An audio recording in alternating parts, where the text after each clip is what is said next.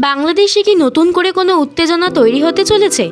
বাংলাদেশে বসবাসকারী ভারতীয় রাষ্ট্রদূত ও অন্যান্য আধিকারিকদের পরিবারের লোকজনকে দ্রুত ভারতে ফেরার নির্দেশ দিল ভারত সরকার। কেন এই নির্দেশ? প্রশ্ন সকলের মনেই। সরকারি সূত্রে উদ্ধৃতি নিয়ে পিটিআই এর তরফে জানানো হয়েছে, বাংলাদেশের নিরাপত্তা পরিস্থিতিকে গুরুত্ব দিয়ে সতর্কতামূলক পদক্ষেপ নেওয়া হয়েছে।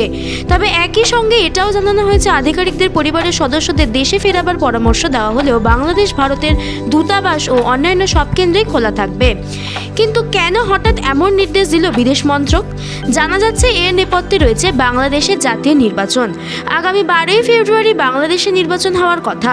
নির্বাচন উপলক্ষে ইতিমধ্যেই সরগরম গোটা বাংলাদেশ। পাশাপাশি বাংলাদেশ জুড়ে বাড়তে থাকা মৌলবাদের দাপাদাপি আরও ভয়াবহ আকার নিতে পারে বলে আশঙ্কা ওয়াকিবহল মহলের।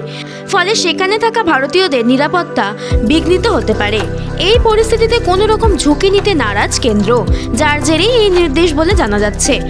উল্লেখ্য, নির্বাচনের প্রাক্কালে ইনকিলাব মঞ্চের প্রধান ওসমান হাদির মৃত্যুকে কেন্দ্র করে তেতে রয়েছে গোটা বাংলাদেশ। অপরাধীদের গ্রেপ্তার করতে উপদেষ্টা সরকারকে চরম সময়সীমা দিয়ে দিয়েছে ইনকিলাব মঞ্চ। পাশাপাশি ভয়ঙ্করভাবে সে দেশে বাড়ছে সংখ্যালঘু হিন্দুদের ওপর অত্যাচার। গণপিটুনির পর নৃশংসভাবে পুড়িয়ে হত্যা করা হয়েছে ময়মনসিংহের হিন্দু যুবক দীপু দাসকে। এরপর থেকে এখনো পর্যন্ত বাংলাদেশে হিংসার বলি হয়েছেন বহু হিন্দু ব্যবসায়ী ও সাধারণ নাগরিক। গোটা পরিস্থিতিকে গুরুত্ব দিয়ে এবার আগাম সতর্কতামূলক পদক্ষেপ করল বিদেশ মন্ত্রক। বোঝা যাচ্ছে, আবার বাংলাদেশে ভারত বিরোধী আন্দোলন শুরু হতে পারে। Bureau report, target news, Kolkata.